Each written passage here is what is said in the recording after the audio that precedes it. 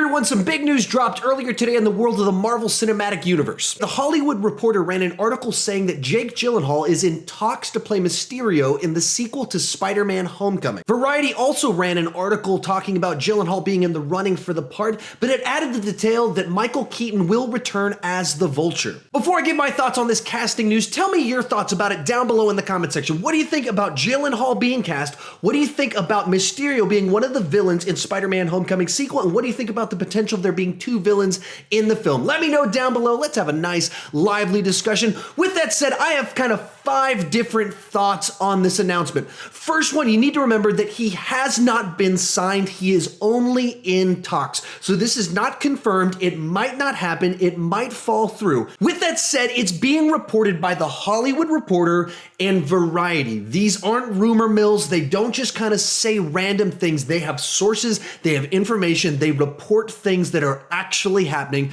So the fact that they are reporting that Gyllenhaal is in talks, that means he is in talks and something's probably going to come of it unless just the deal falls absolutely through. Second thing we need to talk about is who is Mysterio. If you're not familiar with the comic books, this character goes all the way back to the 1960s and basically was a special effects man in Hollywood that didn't get the success that he wanted, and so he decided to use his skill set to become a supervillain and commit crimes. This is a character that's never been brought to the big screen. He's been in some of the animated version of Spider-Man, but he's never been on the big screen, and I would imagine that he'd be a very cinematic type villain given that he uses special effects and things like that. But we also have to consider that the Marvel Cinematic Universe has a history of changing villains up a little bit and changing their stories, so it's not really clear exactly what his character would be like in this universe. Third thing I want to talk about is Jake Gyllenhaal himself. If he's cast into the Marvel Cinematic Universe, this is great news.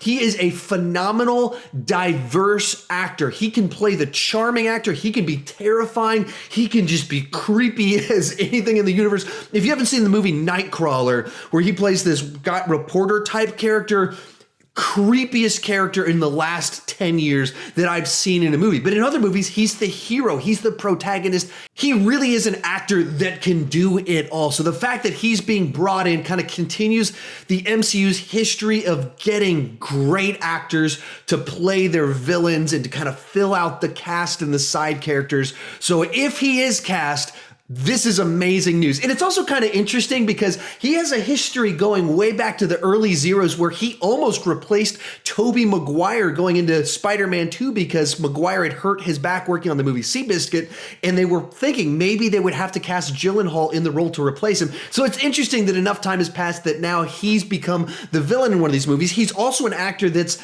kind of been in discussion to show up in a comic book movie for a long time. Whenever there's one of these big roles that they're speculating who might be cast in it, his name comes up. And so just a month ago, they were talking about that he might be the new Batman. So it looks like this is probably going to be the comic book role that he ends up taking. Fourth thing I want to talk about is the potential of there being two villains in this movie. So Spider-Man movies kind of have a history of at times having too many villains and that kind of sinking the movie, in particular Spider-Man 3 and Amazing Spider-Man 2. But it's been a problem in a number of comic book movies where there's too many villains and kind of the whole thing collapses under the pressure of so many plot lines. I'm not actually worried about this movie if they bring the Vulture back and they bring Mysterio into it, for the simple fact of the matter of we have the Vulture established. We have his backstory, everything, that we don't have to tell an origin story. We know who he is going into it. So we really only adding one villain. And I think that changes things a little bit. When you talk about some of these other movies where there's too many villains kind of going on, there's a lot of times that they were giving origin stories and arcs for multiple villains in the film. Whereas here, one of them's established and we'd only be adding one into the mix. So I'm not terribly worried about that. And the fifth thing I want to talk about on this one is we're talking about Spider-Man Homecoming 2, or whatever it's actually going to be called, since it almost certainly won't be called Spider-Man Homecoming 2, which means Tom Holland is probably going to come back to life in Avengers 4 that comes out next year. So if you're crying too much, probably don't need to be too nervous. We're going to have another movie starring him as Spider-Man. So something's going to happen in the next movie that's almost certainly going to bring him back. Anyway, that's my take on this news. I'm pretty excited about it. Enough that I decided to do a video about it. But what I really want to know is your take on this. Tell me down below in the comment section. Is it great casting? Is it horrible casting?